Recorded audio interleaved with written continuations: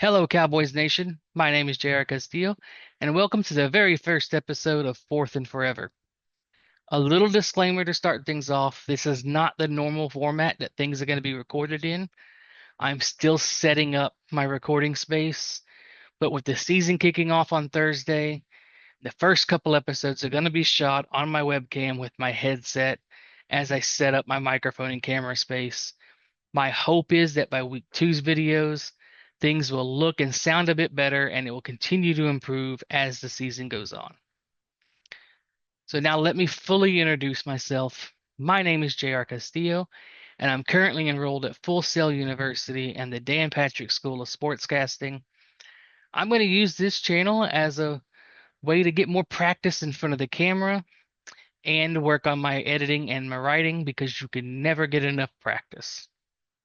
But most importantly, I'm going to use it to talk about the Dallas Cowboys and my love and hate for this franchise because I think all of us in Cowboys Nation have a love-hate relationship with this team. The way the show is going to work is that each week there will be a minimum of two episodes.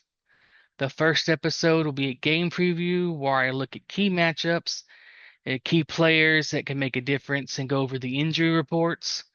Those episodes will come out the day before the game. The second episode will be the results episode, where I go over what happened and why, as well as key moments or plays. There will also be occasional short videos posted that will probably be posted in this format with the webcam and the headset. Those videos probably like a minute long. Sometimes they'll be just quick post-game thoughts. It'll be breaking news, injuries, stuff like that that happens throughout the week. Something that's just quick, get the news out there. Now that we've covered the basics as of what to expect and when to expect it, there is a topic I feel that we just have to talk about right now. So I'm going to talk about Micah Parsons. I did not expect this to happen. I really didn't. Under no circumstances did I expect this team to trade Micah Parsons. I figured this was just Cowboys business as normal, and we all know how frustratingly stupid Cowboys business is. The very first idea that I had that things weren't exactly business as normal came on X from Cowboys content creator, your guy Nix, on his X space. He's fantastic and it's a great listen to. So if you're on X, check it out and you see him live, check it out. The link to his X will be in the description. He has some connections to media that cover the Cowboys, so it's very informative time to listen to. So my gut feeling on this trade, and many aren't really gonna like it, but I honestly don't think this team changes all that much. To be honest, this team was always gonna go as far as Dak Prescott can take them. So losing Micah really changes little in the way of things. It's you're gonna lose one player that gets a lot of stats, but it's one player that gets the stats at the deepest position on the team. The biggest problem on this team is their run stopping. And before they traded Micah Parsons, they were horrible at run stopping. They're still going to be horrible at it anyway. And before they traded Micah Parsons, this defense was a middle of the pack, no pun intended, defense. And after, they're probably still a middle of the pack defense. Either way, we're not really going to know what this defense fully can be until reinforcements arrive. When Trayvon Diggs is fully healthy, and it looks like he may go week one, that's a start.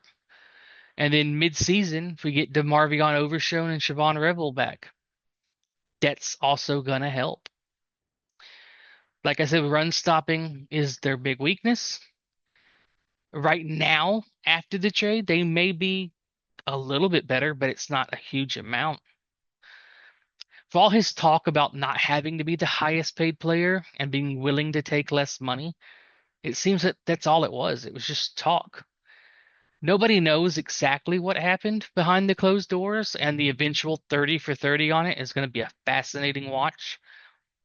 We have Parsons' story that he carefully crafted with his agent And then we have Jerry Jones's story that he didn't run by anybody and just said out loud to the first person that would listen.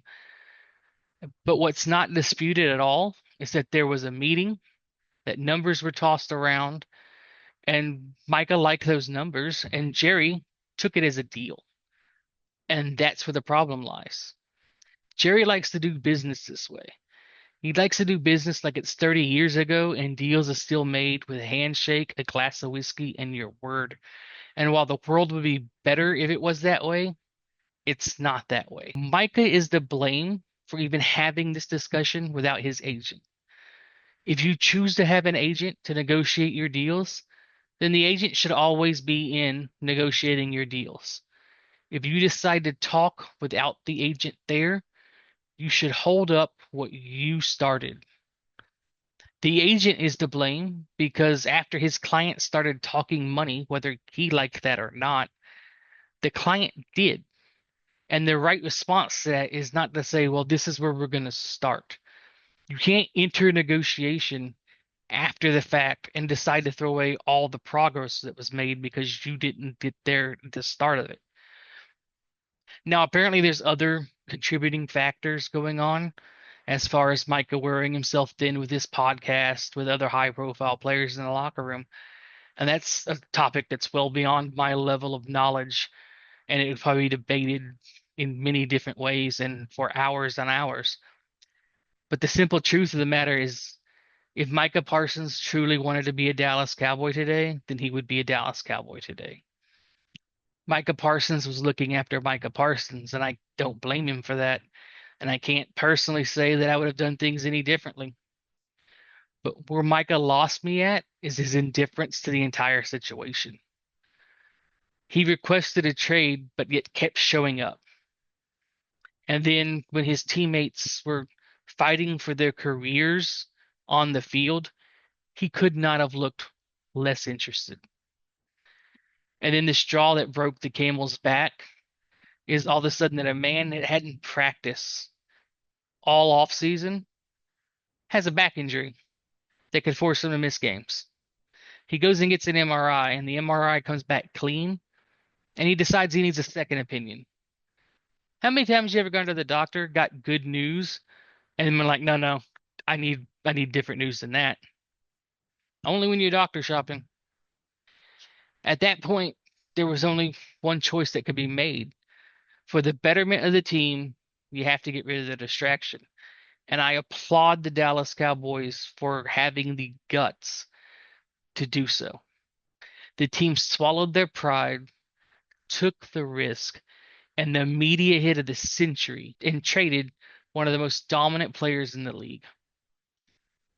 The trade is the question because did we get a good enough return? There's no real way to answer that question with any certainty right now because you were never going to get a one for one return on Micah Parsons. But in all honesty, this team could have done a lot worse than Kenny Clark and 2 first-round picks. Remember what they got for Amari Cooper? The first-round picks are the key to everything. If the Cowboys hit on those 2 picks, they get 2 solid long-term pieces that fit the team, or they can turn those picks into a higher pick, way more established, dominant player right now, then everybody wins the deal. If the Chicago Bears this deal and just pick 2 nobodies that don't ever amount to anything, then they're going to lose the trade. And we're not really going to know exactly what happens until 4 or 5 years from now. And that's long after we've all forgotten how we felt when the trade occurred. But for right now, that's really all I have to say about Micah Parsons. I'm sure in week 4, leading up to week 4 and his return, there'll be some discussion about him and how he comes back into the game plan. But until then, we're just going to focus on the Dallas Cowboys and players that are here and players that want to be here. And speaking of the current Cowboys, the Cowboys actually handled business in a normal and efficient way this week. So they locked up Deron Bland in a 4-year extension worth $92 million with $15 million guaranteed. It's so nice when you don't have to get the circus tent out and have the clowns dancing around all season.